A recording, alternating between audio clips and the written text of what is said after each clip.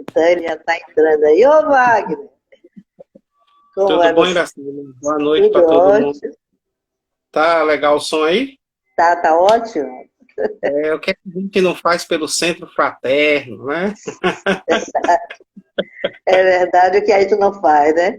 Eu me É lembro verdade. que as lives iniciais, meu Deus do céu, eu paguei tanto mico, mano. Tanto mico que eu Não não só sabia você. para onde ia. Mas a gente vai tateando aí e consegue, né? Exatamente. É Exatamente. por uma boa causa. Exatamente. Eu acho engraçado que a gente vai em tempo recorde aprendendo a manusear várias plataformas, algumas até de que a gente nunca tinha ouvido falar, né? É o Webex, é Zoom, e é YouTube, E mas sabe o que tudo é bem com isso? você. A dificuldade nos favorece a nos reinventar, não é? Isso. É Então, verdade. a gente tem pessoas que estão aprendendo línguas, tem pessoas que eram assim neófitos igual a mim mesmo em certas situações aí Isso. da internet, e nós somos obrigados a entrar, fazer e ter coragem de estar, né? É o que está acontecendo Não, agora. é isso mesmo, é verdade. É reinventar e se ressignificar. É bom que tudo é aprendizado na vida, né? Mas eu também tenho que agradecer a minha filha, que é quem está me ajudando nessas tecnologias.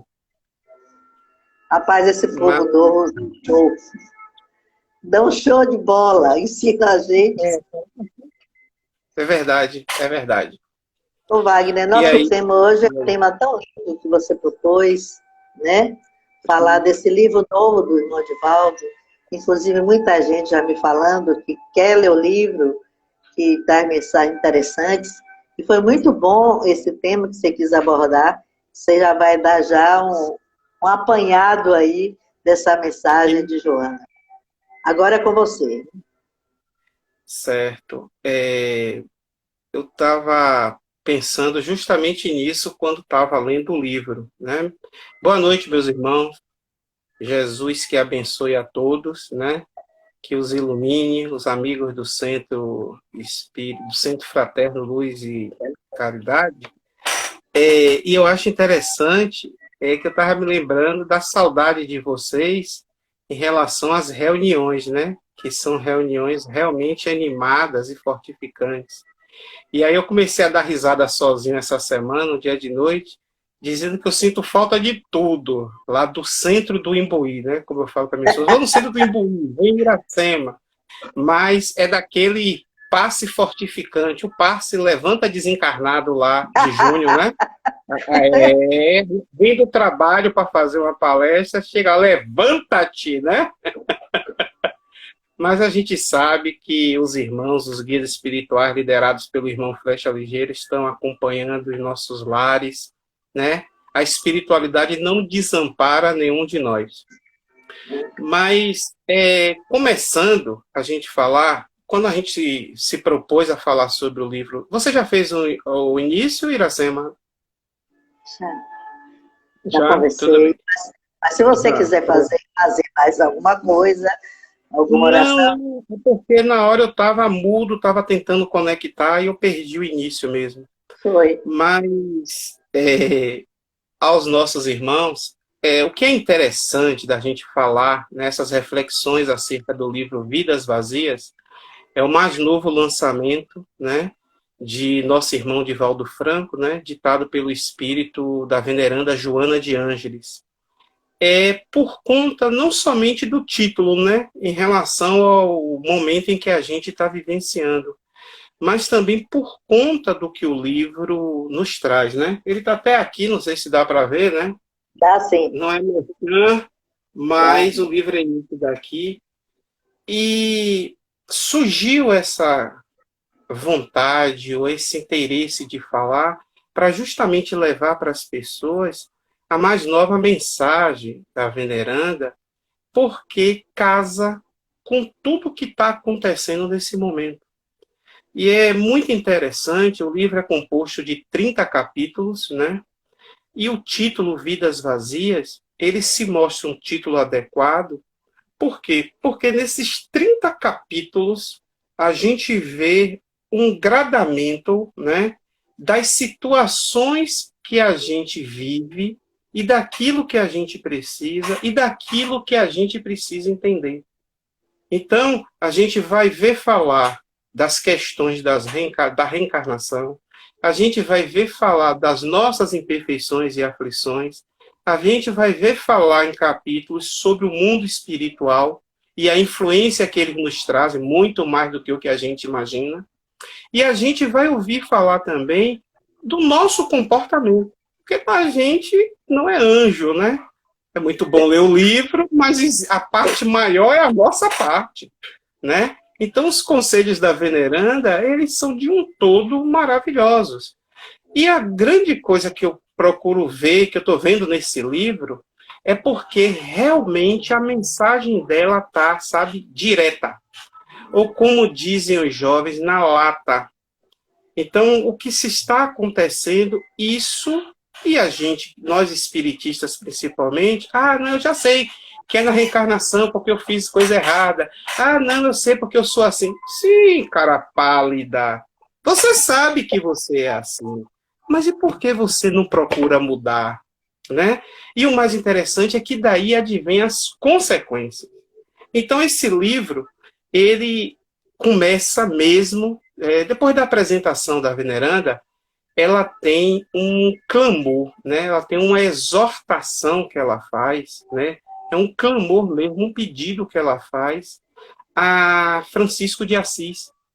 E eu entendo até que é um clamor pedindo para que ele volte à Terra, reencarne para nos conduzir, porque a gente está atabalhoado, betado, a gente está meio que sem rumo, sem saber como proceder de um todo. É interessante porque eu tinha visto uma mensagem dela, quando ela pedia isso a Francisco de Assis, uma mensagem de uns 15 anos atrás, 14 anos atrás, chamada Pai Francisco. E ela torna nesse livro, nessa psicografia que Divaldo fez justamente ao lado da tumba de Francisco de Assis, na cidade de Assis, na Itália, no ano retrasado.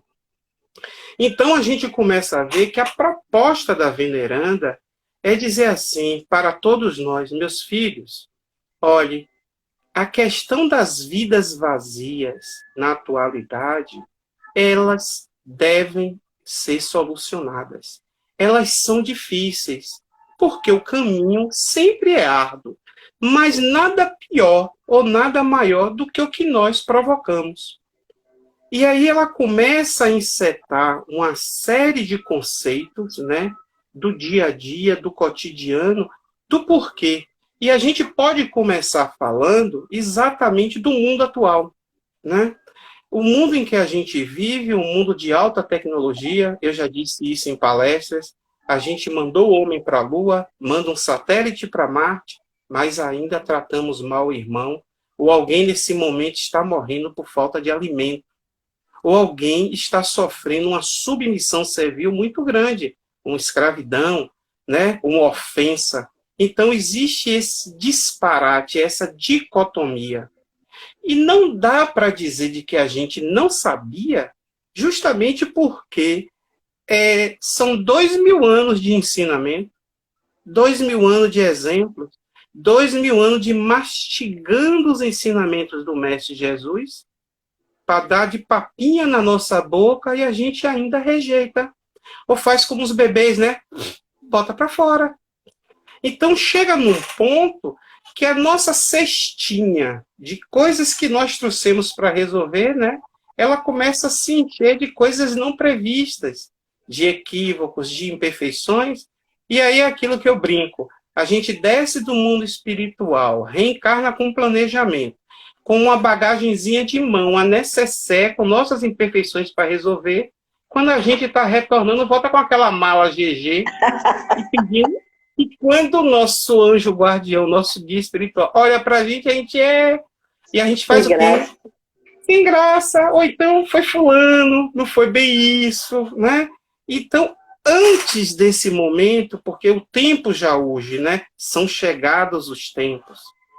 A gente está perdendo tempo. Wagner, e aí o tempo era para quando de nossas mudanças? É para hoje, para amanhã? Não, é para ontem. A gente vem perdendo tempo. Então, meus irmãos, o que a veneranda traz nessa mensagem é particularmente isso. Tá? Estamos num mundo de alta tecnologia, estamos num mundo de mídias sociais. A gente está num mundo em que, estou falando aqui agora, se tiver alguém no Japão, sintoniza nós. Está vendo Wagner e Iracema aqui agora online. Mas, infelizmente, esse mesmo mundo das mídias sociais, por exemplo, da tecnologia, nos preenche também de divertimentos inúteis, de futilidades. E aí a gente começa a observar aquela velha história. A questão, a culpa não é da ferramenta. A culpa é do possuidor da ferramenta. Né? Aquilo que quem utiliza, né? Quem utiliza a ferramenta. A mesma faca que corta o pão, bota um queijo e dá para um mendigo, alimenta uma pessoa, é a mesma que outro pega para assassinar alguém, para tirar a vida. A culpa é da faca? Então a gente começa a entender de que, mesmo, meus irmãos, as futilidades, fazer as coisas equivocadas, né? Porque, como ela diz, a gente ocupa muito tempo do dia, muitas vezes nas mídias sociais com essas futilidades, e a gente vai e observa, e a gente se distancia das pessoas. É uma aproximação ótima. Eu tenho parente no exterior, então eu consigo falar todo dia. Ou quem tem filhos distantes, ou o trabalho, poupa tempo. Mas, ao mesmo tempo, essas nossas imperfeições conseguem potencializar as coisas equivocadas, as imperfeições. E é interessante pensar nisso, porque isso, quando se passa o tempo, durante um dia, um período, em que a pessoa vê aparências, muitas vezes é o que se vê nas mídias sociais, né? Aquilo do querer mais ter do que ser, como ela sempre bate nessa tecla. Então, Wagner e Iracema estão aqui lindos na tela, mas vai ver o limão que Wagner chupa e o cortado dobrado de Iracema para levar o centro à frente. Então, a gente tem que começar a entender de que todos nós, ninguém está indene nesse mundo a uma aflição. Então, a gente não tem como adotar a mídia social, por exemplo, como o alcoolismo, o tabagismo, os prazeres da libido, do sexo, como fugas psicológicas, porque a gente só está aumentando o tempo de ter de retornar o caminho todo, passo a passo. Né? Pode falar. Deixa eu falar uma coisa. Inclusive, eu vejo muitas mensagens de pessoas que falam comigo, Wagner, que nessa quarentena as pessoas estão bebendo muito álcool, em casa confinadas, estão bebendo muito. Eu tive... Fale, pode falar. Muita eu só briga queria... de casal. Pode continuar. Ah, pode? Isso aí que você falou, exatamente. Muita briga de casal também. E também muita solidão.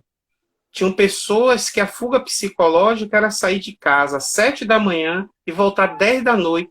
Ia trabalhar, ia para shopping, ia fazer tudo porque vive só. E agora está tendo que conviver só consigo 24 horas por dia. Então, essa questão de que se achamos de que a gente tem um mundo em nossas mãos, mas ao mesmo tempo chega um vazio dentro de nós, existencial, isso é algo que nos preocupa. Porque, na verdade, a gente acha que está cheio de amigos, a gente pensa que está convivendo, mas a gente não está convivendo conforme nós fomos criados. A gente sabe, fomos criados simples e ignorantes, e somos seres gregários para viver em sociedade. Então, o tocar, o ouvir, o escutar, o brincar, o dançar, isso faz parte do movimento da vida de nós enquanto seres encarnados. Então, a gente pode fazer uma live, mas a gente sabe que muitos irmãos estão numa saudade danada da reunião no centro presencial. Né? Porque isso faz parte da vida nossa enquanto seres humanos, o convívio, a convivência, que inclusive é um capítulo do livro. E aí a gente começa a entender que esse vazio existencial a gente tenta suprir com esses vícios. Por quê? Por conta de Dos 30 capítulos, 3 pelo menos ela fala em relação à mediunidade, em relação à obsessão, à investida dos nossos irmãos inferiores, desencarnados, que se aproveitam desse momento e nos intui, e novamente o intuir né, a gente ouve muito isso em centro espírita, não fui eu não, é um obsessor que me persegue e fez isso. Não, você fez porque você traz isso. Ele só foi uma ajudazinha, né? Ele só botou mais gasolina no tanque do seu combustível, vamos dizer assim. Então a gente tem que aprender a se entender e admitir, errei, pisei na jaca. Não, foi culpa minha. Então, no momento em que a gente começa a se entender, e aí ela diz, a gente começa a se bendizer a Deus, porque Iracema e gente, o que acontece muito são as pessoas, muitas vezes, já terem uma vida estabilizada, mas não terem a estabilidade emocional e psíquica, que é a principal. Então, eu tenho tudo do ponto de vista material, mas eu sou sozinho. E aí a pessoa começa, como ela diz, a ser induzida por ideias escabrosas. E isso é que a gente vê, que muitas vezes, como em determinados capítulos, ela sempre bate na tecla do poder que é a oração. E aí a gente vai resumindo de que o livro ele caminha para aquilo que a gente já sabe de cor e salteado. A resposta para preencher a nossa vida está na prática da filosofia de amor proposta pelo Evangelho de Jesus. Mas, para nós alcançarmos, nós não somos santos, né? Inclusive, eu acho interessante que tem um capítulo que ela fala de que se a gente não consegue ser um Jesus ainda, ela fala de Francisco de Assis. Então, que seja um Francisco, procure imitá-lo. A gente começa a entender de que a gente precisa partir inicialmente de uma mudança nossa, mas uma mudança sincera. E nada como uns dias de quarentena para aqueles que estão realmente confinados em casa para procurar se entender e entender os outros, né? A gente vê aí no WhatsApp as brincadeiras, as cardzinhas que chegam, né? Tá aí, até que minha mulher é uma pessoa legal. Poxa, meu filho tal, eu não sabia que ele jogava tão bem futebol. Isso é feito da quarentena, né? Passa a se ver melhor, conviver em família. Né? A família que é o nosso primeiro laboratório. Né? A família que nos abraça e que é de lá que parte a gente, joga a gente no mundo, não é o mundo real, mas é o mundo em que a gente vai conviver. Né? A família é o primeiro laboratório. E aí a gente começa a entender que muitas vezes a gente é que não quer admitir. Olha o orgulho, olha esse nefasto aparecendo. Mas, querendo ou não, ele está presente em nossas vidas muito mais do que o que a gente pensa. Com certeza. Né? É a única missão de destruição da doutrina espírita. É destruir, aniquilar o orgulho e o egoísmo. A gente sabe disso. Então, nós começamos a entender, e é um livro também direcionado para os espíritas, porque, sabe, nós espíritas muitas vezes temos a mania de que porque já sabemos, porque lemos, estamos bem. Não está bem, não. A gente vai na presunção e esquece a prática. E aí ela nos convida num capítulo, vou até olhar aqui, deixa eu me lembrar o nome do capítulo para falar para vocês. É do triunfo da imortalidade. Ela parte assim.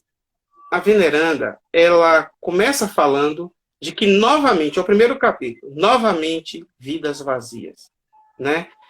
Para muitos ateus não espíritas ou aqueles espíritas que já se acham que sabem tudo, infelizmente a gente ainda convive nesse mundo. Um dia todos nós seremos anjos. Mas, poxa, esse livro é mais do mesmo. Não, não é mais do mesmo, não. Ele só é mais explicando melhor as coisas porque a gente parece que não aprendeu ainda. Então, eu não tenho como sair do pré-primário para o primeiro ano se eu não aprendi o alfabeto, meus irmãos. Então, é óbvio que eu vou sempre ficar olhando aquela cartilha todo ano se eu não conseguir me melhorar. A receita é essa. E cabe a nós um empenho. A questão, como Emmanuel diz, é que a gente, muitas vezes, no nosso processo de transformação moral, a gente gasta mais energia sendo rebelde, tentando resistir à mudança, do que a própria mudança em si. E eu digo isso, é experiência própria também. Às vezes a gente não quer receber, não quer aceitar o novo, né? Ela diz num capítulo que é muito natural. Não, você é muito jovem, não, como você chega querendo mudar as ideias de alguma coisa na empresa, um procedimento. Mas muitas vezes, por a gente não ouvir o novo, a gente não anda. Se Iracema não se dedica a ir ver as lives, o centro ficava sem reunião, o período que fosse durar o confinamento. Então você se reinventa, como ela falou, a gente se ressignifica sempre na vida para poder aceitar e aí continuar a nossa vida, a nossa jornada. E é interessante que depois que ela fala de novamente essa questão de vidas vazias, da falta do sentido da vida, né? Da falta do que é que eu estou fazendo aqui, aquela pergunta que muitos se fazem, né? Aí ela vem com a questão da imortalidade. Não tem como nós abraçarmos, nós preenchermos a nossa vida e termos uma certeza das nossas melhorias, de seguir aquilo que o Mestre Jesus nos passou, se a gente não tiver uma certeza da reencarnação. Porque para muitos, e a gente conhece pessoas assim, é o estilo viveu, morreu, acabou. Não é isso? Mas nós sabemos que existe uma extensão da vida e que, na verdade, a verdadeira vida é a do vida espiritual. Ou melhor, a gente vê em literatura dela de que, na verdade, não existe uma vida material e uma vida espiritual. E, na verdade, é uma junção. É tudo um único movimento. Mas, tudo bem, vocês ainda da Terra, de provas e expiações, não conseguem entender isso. Quem somos nós para entender, né? A gente sabia uma coisa no 4º ano, chega no ensino médio, é para isso que eu aprendi aquilo, né? Foi para isso agora que serve. Porque assim como na vida, na ciência, as questões de Deus, elas se conectam. Elas se entrelaçam. E o que não pode é a gente continuar, e a gente somos todos nós, se conectando, seja nas mídias sociais, seja nos programas, com pessoas desconectadas. Porque isso só faz aumentar o nosso vazio. Só faz aumentar a nossa desesperança. E o que ela mais bate na tecla no livro é a questão da gente ter paciência e tolerância. Bom, falar de tolerância é interessante e de paciência, porque haja paciência, não é verdade? Para aturar a vida, há muitas vezes até para nos aturar. Por que eu fiz isso? Por que eu sou assim? Ou por que fulano age dessa maneira? E a paciência, que inclusive ela também tem um texto sobre a paciência no Evangelho segundo o Espiritismo, ela é uma grande virtude. Por quê? Porque o que acontece conosco na nossa vida não é nada mais nem nada menos daquilo que a gente plantou em vidas passadas. Por mais que a gente chore, faça beicinho, se jogue no chão, bata as pernas, igual a criança no supermercado querendo aquele doce gostoso, né? Mas é você que quis. Então, parte dessa conscientização. Porque se a gente sabe da lei de reencarnação, se a gente tem conhecimento da lei de causa e efeito, muita coisa se dilui nessas nossas preocupações e aflições. E nada disso, repito, para nós espiritistas é novo, nem para os cristãos. Porque o próprio Mestre Jesus nos disse: no mundo tereis aflições, mas tenha bom ânimo, eu venci o mundo, né? Então, Jesus em nenhum momento ele mentiu. Na verdade, ele não fez nada de errado, né? ele foi ilibado. Ela diz num determinado capítulo de que ele foi o mais gentil dos seres que aqui na Terra tem, né? Ele era o amor por excelência. A verdade é que quando a gente lê sobre Jesus, a depender do nosso estágio evolutivo, a gente faz, será que é verdade que esse homem fez isso tudo mesmo? Será que foi assim? Porque mesmo nos textos de Dona Amélia Rodrigues, quando fala dos embates dele com os fariseus, né, na rua, nos templos, aí a gente faz, rapaz, nessa questão aqui, nessa terceira pergunta que fizeram para ele, se fosse eu, já tinha voado em cima do cara no pescoço. Mas é verdade. Eu vou deixar esse gostinho para vocês lerem a Amélia Rodrigues e vocês verem a paciência, a gentileza, o amor que Jesus exalava, a maneira dele tratar dos assuntos. Ele sabia que tinham aqueles que o amavam e, como Joana diz, Jesus, é o segundo capítulo, ela diz, olha, a gente tem que colocar, isso ela já fala em outras mensagens. Jesus foi um ser, óbvio, o espírito puro, mais elevado que aqui esteve, governador espiritual da Terra, nosso modelo e guia, porque Kardec pergunta ao espírito de verdade, e ele diz a resposta clara, Jesus, e a gente observa de que as pessoas que conviveram com Jesus só tinham duas opções, ou amavam-no ou odiavam-no. Por que isso? Porque ele representava o centro do universo, o amor mais puro. Então, para o amor mais puro, ou você é inclinado para o amor, ou você ainda sabe, tico-tico no fubá, não. Então, ou era amar ou era odiar, não deveria existir, não tinha meio termo. E isso que ao longo dos tempos a gente vem procurando se melhorar. E a veneranda, ela é muito clara adiante no capítulo em que ela fala de se ter a tolerância. Nós não temos como conviver, no capítulo chamado Convivência, a gente não tem, meus irmãos, como viver em sociedade sem tolerar. E se a gente não tolerar, os outros também não vão nos tolerar. E a tolerância, já diz Emmanuel lá em Pensamento e Vida, ela é algo que, quando a gente perde, né, ela nos leva ao fanatismo. A pessoa intolerante, ela se torna, no meio comum, uma chata, né? Vem fulano, né? E o fulano é intolerante porque ele quer fazer valer aquilo que ele pensa e chega ao fanatismo. E o fanatismo nunca é bom, porque guerras aconteceram ao longo da história da humanidade por fanatismo, né? Casamentos acabaram, relações de amizade, empresas, tudo por conta de fanatismo. E aí a gente tem que ver que esse equilíbrio emocional que nós temos que ter, essa estabilidade, ela está diretamente relacionada a gente trazer uma paz interior. E aí a paz interior está lá um capítulo chamado A Conquista da Paz. Como é que eu posso querer que os outros ajam comigo em paz se eu não tenho paz dentro de mim? Como é que eu posso exigir dos outros uma postura de paz se eu não sou pacificador? Porque é uma etapa, é um estágio. Se nós nos conhecemos e nós vamos e caminhamos, é a tendência de todos nós. A questão é o tempo em que nós vamos cair na real quanto a isso. O nosso destino é a perfeição.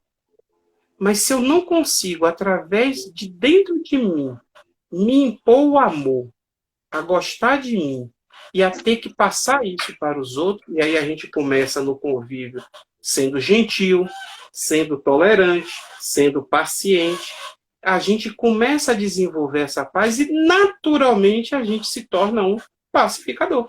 A gente começa a transmitir essa paz. Então, eu acho muito engraçado quando a gente vê as pessoas. A gente pensa, você é uma pessoa tranquila, calma. Som! Né? Bom dia, seu fulano. Como é que está o senhor?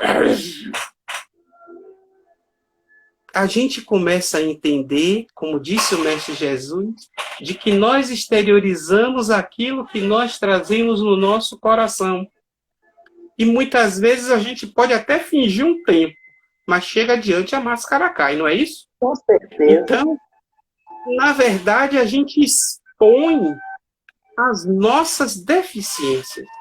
Na verdade, quando a gente faz um mal a outro, na verdade, quando a gente sente um vazio e parte para as drogas, para o alcoolismo, para a lascívia, o que quer que seja, nós estamos, de alguma maneira, para o universo, para Deus Todo-Poderoso, dizendo, me ajudem.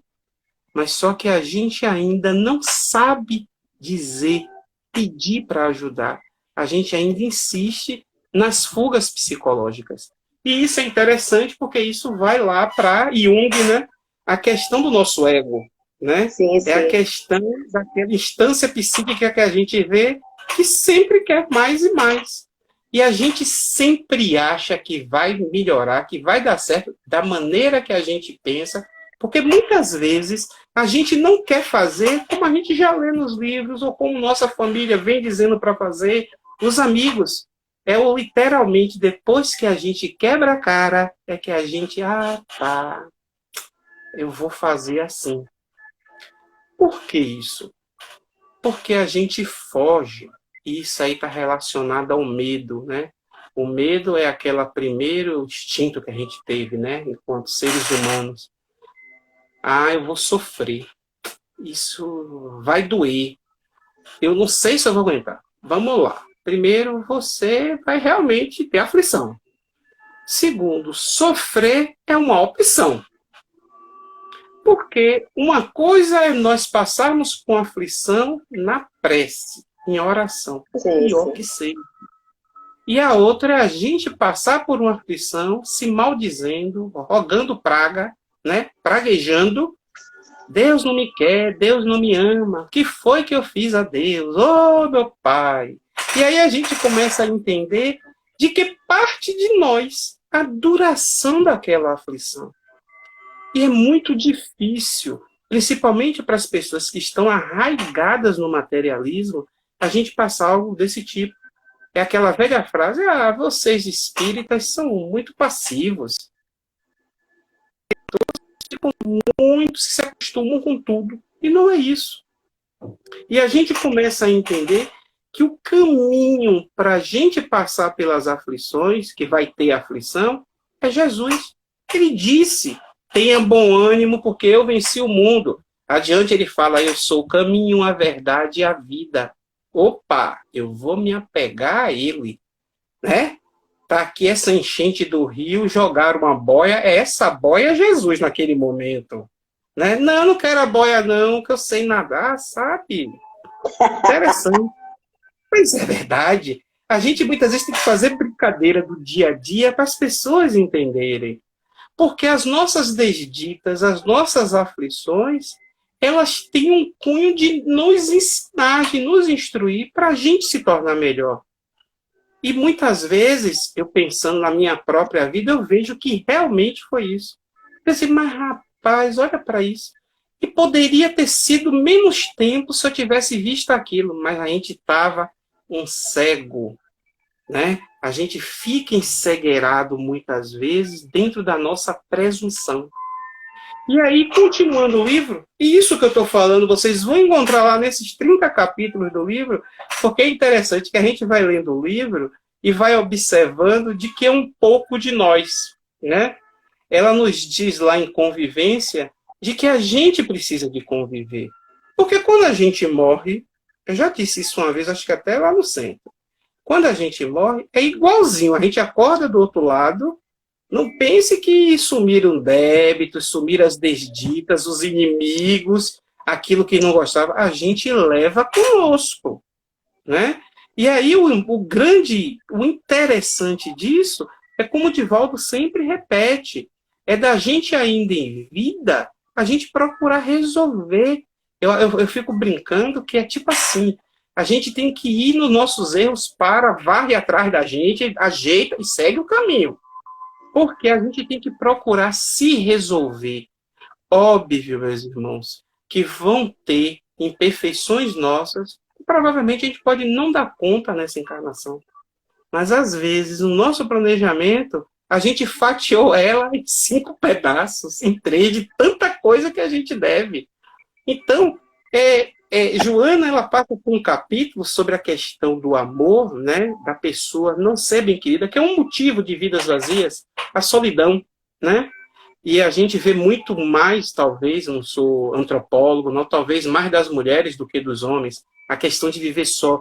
Eu não consegui me casar, eu não consegui a minha alma gêmea, eu não consegui aquela pessoa que ia me completar. E aí, nessa fase, ela começa, e é muito brilhante esse capítulo, porque ela diz que, às vezes, a gente dedica o amor à pessoa e aquela pessoa não está nem aí. Não é verdade? Fingindo o tempo todo. Existe também aqueles relacionamentos que uma parte só entrou para se aproveitar de alguma coisa da outra. Quando acaba ou não tem mais graça, abandona. E a outra dedicando todo um amor. Muitas vezes isso decorre de nossos processos de vidas passadas. Eu acho engraçado que ela fala assim, você veja, se você tenta várias vezes e vê que você está só, ô minha filha, ela não fala isso no livro, isso é parte de Wagner o Imperfeito. Ô minha filha, não tenta mais não, olha, não tente mais não, vá se dedicar ao outro tipo de amor, o amor aos outros. Vai trabalhar na fraternidade. Quem sabe se o planejamento não era previsto que você não se relacionasse afetivamente com alguém. E muitas vezes nós queremos enfrentar isso a ferro e fogo, querer essas mudanças. E às vezes, quando a gente se imbui e entende, faz, era melhor mesmo. Eu não sei se eu ia aguentar um do meu lado fazendo o que eu amo fazer hoje em dia, não. Coisas desse tipo. E aí a gente vai entendendo, e é por isso que eu digo, de que o livro, ele é bastante direto nas mensagens.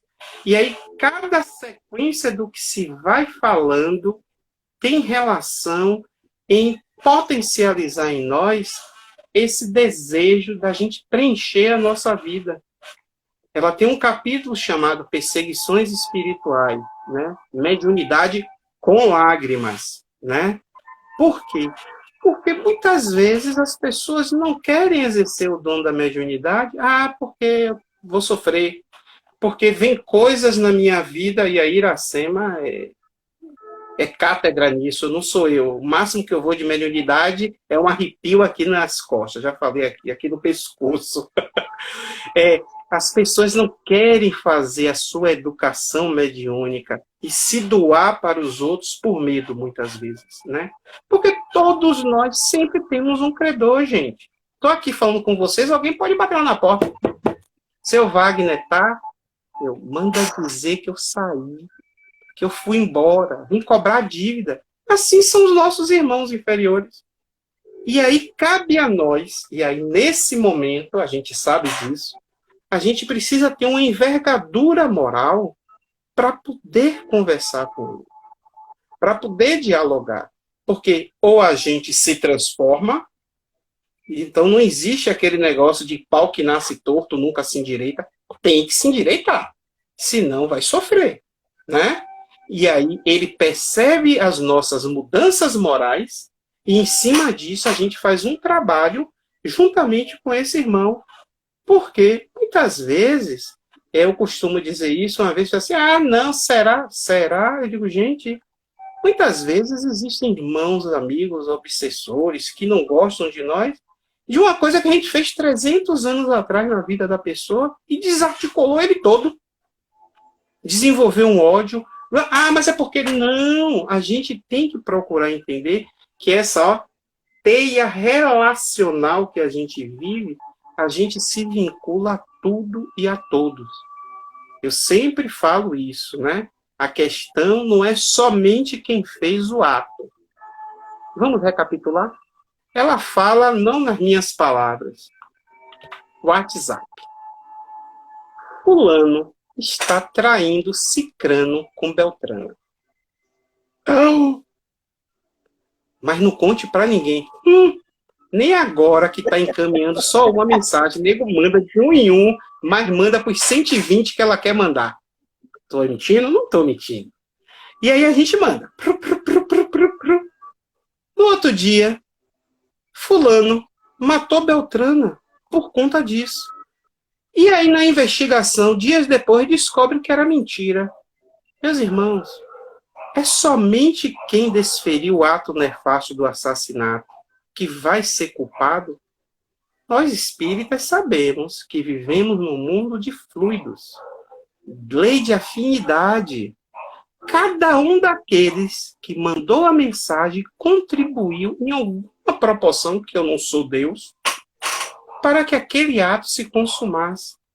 E isso é falado desde lá de Chico Xavier. Vou repetir. Fonte Viva, o capítulo Mais Palestras. André Luiz fala de maledicência. Joana nem se fala. E a gente insiste em fofocar. A gente insiste ainda em querer falar da vida alheia. E muitas vezes, quando as coisas acontecem, o máximo que faz é um ó. Ó, não, cara pálida. Ainda sua participação aí.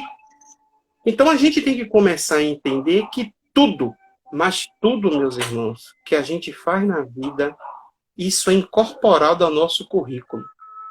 Tudo. E o que vai ditar o nosso julgamento na nossa consciência é justamente a sinceridade, a moral que a gente adotou na hora daquele ato, né? Então, muitas vezes, o mocinho se jogou na frente da namorada e o tiro pegou nele. É um suicídio. Vai arder no fogo do inferno, como dizem alguns, né? Sim, mas será que foi um suicídio? Quem é que pode analisar isso? Qual o grau de intensidade com que ele fez? Então, antes da gente julgar, não julgueis para ser julgados, vamos cuidar de nossas vidas. A gente tem que cuidar, se vigiar. E é isso que a veneranda, no capítulo adiante, deixa eu olhar aqui o número do capítulo, é o capítulo denominado Recorre à Oração. A gente tem que se preocupar em limpar a nossa casa interior. A gente, muitas vezes, está vazio de coisas boas, mas cheio de mequetrefes, de coisinhas ruins. Aí não tem mais espaço para boa entrar. Como é que vai entrar coisa boa? Se a gente vive no ambiente... Perdão. Se a gente vive tendo atitudes equivocadas. Se a gente vive se comprazendo em coisas que a gente sabe ser errado. Como é que a gente pode querer que as coisas boas nos aconteçam? Ah, mas é porque eu já sou assim, eu não vou mudar nunca, eu nasci assim, vou ser sempre assim. Gabriela, né? Lá de Jorge Amado. Mas não, né? Divaldo tem uma palestra de Divaldo que ele fala para um palestrante de um estado, que eu não me lembro agora qual, de que ele disse que ia largar de fazer palestra. E ele era um bom palestrante, o pessoal conhecia. E Divaldo foi fazer palestra nessa cidade, não sei se foi Recife, onde foi, e ele comentou com o Divaldo: ah, Divaldo, eu sou muito sujo, eu estou vendo que eu falo as coisas na palestra e muitas delas eu não faço. O que é que eu vou dizer? Mas aí vamos nós. E Divaldo vira o que para ele? Diz: mas meu amigo, eu sou muito sujo, Divaldo. Ele faz. Divaldo para, sempre inspirado, né? Naquele conhecimento da alta da cátedra de conhecimento, de envergadura moral que ele tem, ele diz: ô meu irmão, como é que a gente limpa um cano sujo? Aí, a gente limpa um cano sujo passando água por dentro dele. A gente tem um cano sujo, o que é que a gente pega? Abre a torneira, né, assim, bota uma mangueira e chega na ponta do cano e bota água. Na outra ponta, no início, vai sair a água como? Bem preta. Aí ela vai diminuindo, fica acinzentadazinha, vai ficando. Daqui a pouco a água sai limpa como entrou, não é isso? Então assim somos nós. A gente já está todo sujo, fica achando que não cabe mais nada. Não, vamos começar a nos purificar. Não dá para a gente querer achar de que a gente está numa situação que somente começando do topo. Como assim? Eu não posso querer começar do topo. A gente tem que começar de baixo para ascender a escada, como ela diz 2 ou 3 vezes no livro, para a gente ascender naquela escada imaginária, né, folclórica de Jacó, lá do Antigo Testamento, aquele sonho que Jacó, o irmão de Esaú, né, filhos de Isaac tiveram. a escada aos céus. Então, como é que você já quer nascer ou quer estar lá no alto da escada? Vamos começar de baixo. E ela é bastante direta nisso, porque ela nos convida a recorrer à oração e à vigilância. Porque se existe um remédio, meus irmãos, que cura a tudo, esse remédio chama-se oração. A oração, ela é aquele remédio que Deus nos deixou, juntamente com a misericórdia divina dele. Ah, mas Deus é muito exigente. Exigente como? Se além de tudo ele ainda nos dá o livre-arbítrio. Aí a gente tem que começar a pensar em o que nós viemos fazer na nossa existência. Por que é que eu estou aqui? Né? A gente precisa parar, acerenar a mente e fazer o questionamento de como a gente pode conseguir essa transformação. E essa transformação, ela começa nos nossos pensamentos. Os nossos pensamentos a gente vai transformar em atos, em ações, em atitudes. E em atos, ações e atitudes, a gente vai convivendo e recebendo em troca esse amor. Olha o cano sujo entrando água limpa. E o amor que a gente consegue passar, a gente recebe em dobro, ao triplo, ao cêntuplo. Porque o amor é aquela virtude que quanto mais a gente divide, mais se multiplica. Ela é o oposto da matemática. É o amor que vai vencer os tempos de dificuldade e de turbulência que a gente está passando agora. E a veneranda Joana de Ângeles, ela é bastante direta. Ela diz que enquanto as questões tecnológicas, o desenvolvimento científico cresce numa razão geométrica, as questões morais de se melhorar é uma razão aritmética. É assim, ó. Então é algo muito distoante. E aqueles trabalhadores do bem, nós, os aprendizes do Evangelho, a gente vê isso muito no nosso dia a dia.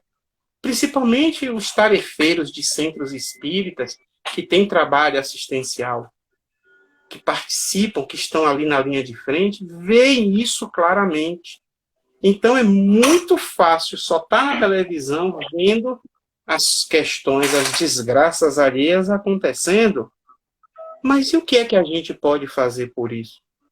Onde é que nos interessa a vida do outro? Em tudo. Porque o próprio Emmanuel nos diz que a gente só pode aliviar a nossa dor aliviando a dor do outro. E aí, continuando, eu não sei quanto tempo mais eu tenho, diz aí, Iracema. Pode continuar. Na hora eu levanto o dedinho. Terminei. Tá bom.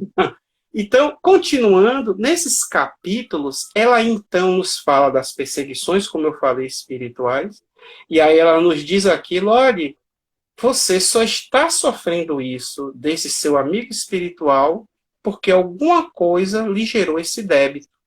Da mesma maneira em que, como ela fala de mediunidade com lágrimas, a gente pode atrasar o médium em si, ele atrasa o seu desenvolvimento, óbvio. Se ele não consegue utilizar a mediunidade, não é para ele adivinhar as coisas, nem dizer qual é o número da Mega Sena, não. É para ajudar o outro.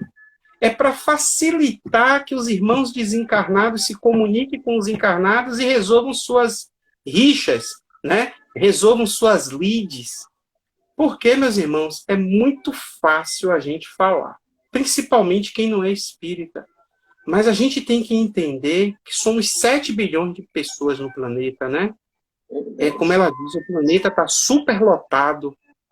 E a gente começa a entender que é tanta gente, e se um desencarna com ódio de um outro, ou deixando uma questão moral, né, a ser resolvida, no momento em que há a passagem para o outro lado, automaticamente essa dissensão não vai acabar. E a depender do grau de maturidade de quem desencarnou, vai potencializar essa rixa, né? Porque ele vai ter consciência de que o outro não enxerga ele. Ninguém é besta no mundo. Ah, não me enxerga não, pera aí. Mas ele só vai fazer isso no outro porque o rádiozinho do outro está na mesma emissora da dele.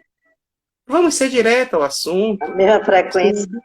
Isso, não é verdade? Se o meu rádio só toca FM, fica todo mundo em AM, eu não vou ouvi-los. A sintonia é diferente.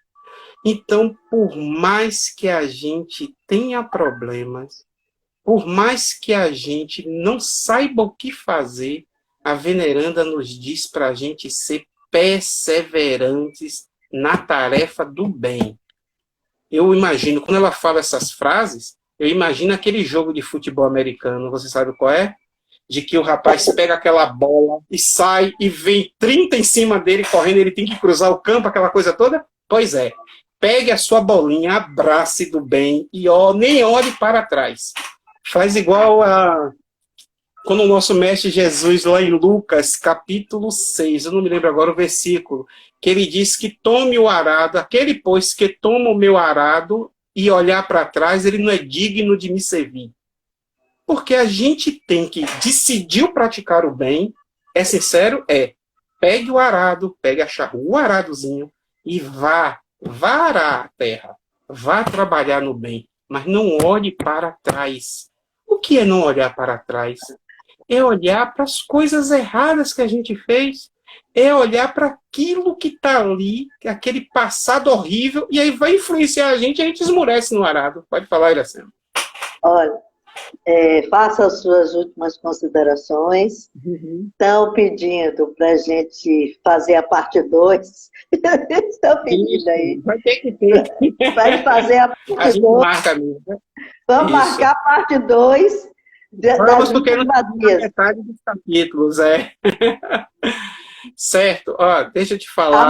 A mensagem é muito clara, fale.